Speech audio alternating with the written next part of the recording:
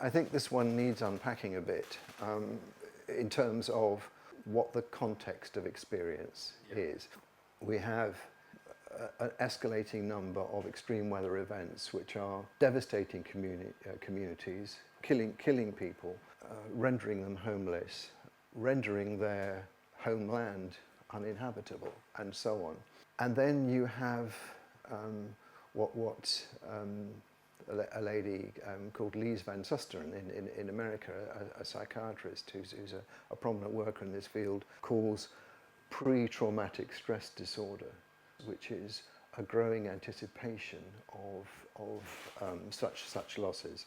And then you have a third category, in my view, which is the sort of growing awareness from some distance of the escalating problems. And I think there are psychological responses to all of those. But I think one important point that needs to be made, and this has been borne out from a number of quarters, including George Marshall's research on in the east coast of America following Superstorm Sandy, which is that those who've been worst hit, heaviest hit by extreme weather events, are not necessarily going to be at the forefront of recognition of the climate fingerprint on those events, and I think there are a number of reasons for that. One of which is that it's not appropriate to expect that of people in the aftermath of a devastating traumatic experience, and another is that people tend to want to do something positive, and the community, the coming together of a community, the rebuilding and so on is something that feels positive, and you hear the same stories in the aftermath of devastating fires in Australia. That it isn't necessarily in people's makeup or inclination to want to join the dots and think about an escalating pattern and what we could or should all be doing in response to that underlying problem.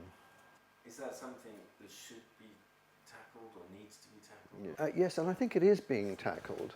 I'm thinking, for instance, of a psychiatric epidemiologist in Australia called Helen Berry, who's done some work on this.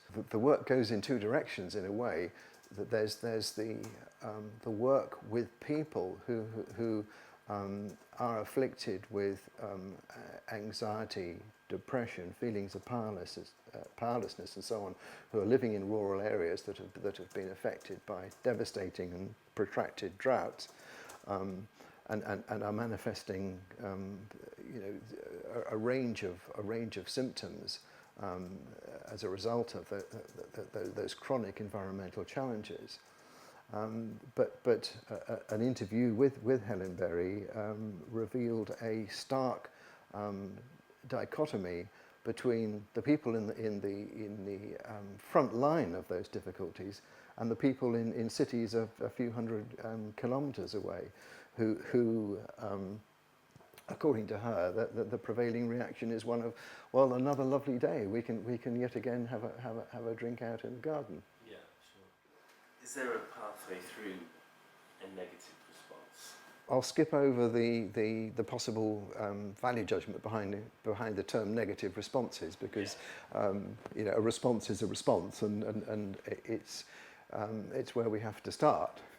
How we're feeling about things.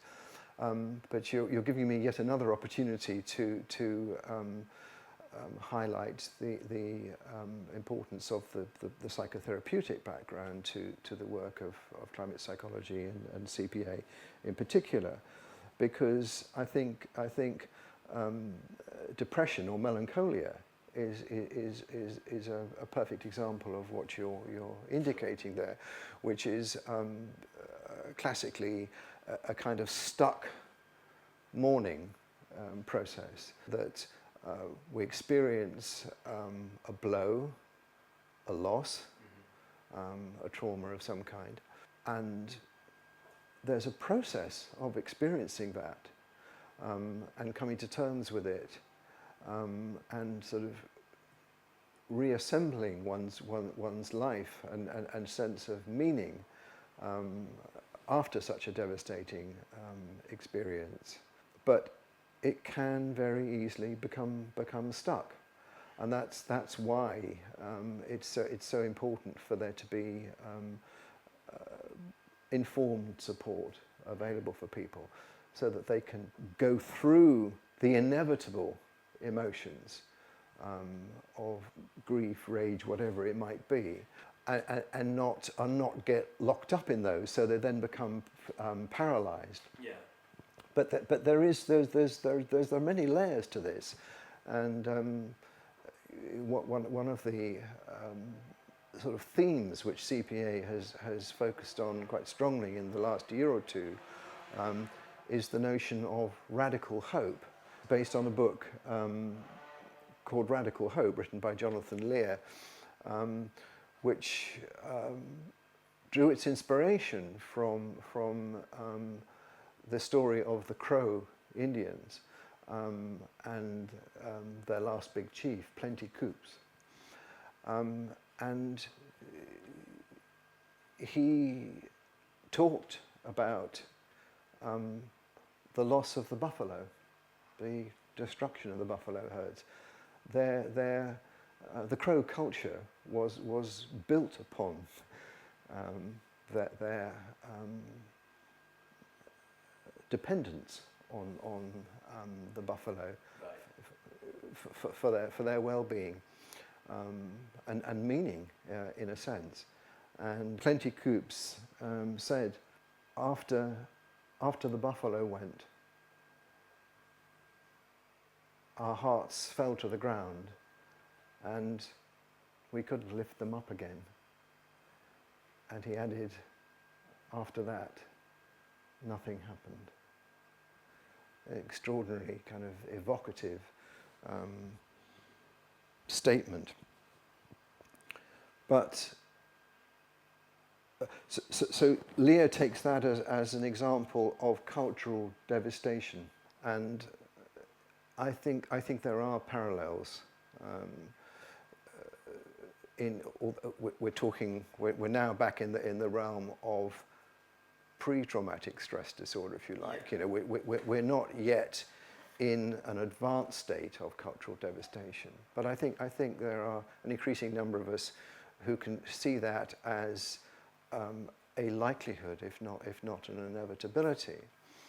And Paul Hoggett, who's chairman of the Climate Psychology Alliance, has written about this theme of radical hope in The Ecologist, and he distinguishes hopelessness from despair, and Paul makes the very interesting point that paradoxically, to reach a position of hopelessness can be quite liberating. It doesn't have to be a condemnation to paralyzing despair. Yeah. It's a devastating journey, one from which, in a sense, one never recovers, but in another sense, one can recover a capacity for going on being, for going on seeking meaning through loss. So, to go back to your original question, the issue is recognizing loss, allowing and being allowed to feel all the things that one feels when having experienced a terrible loss, and somehow or other to come out the other end with one's humanity intact.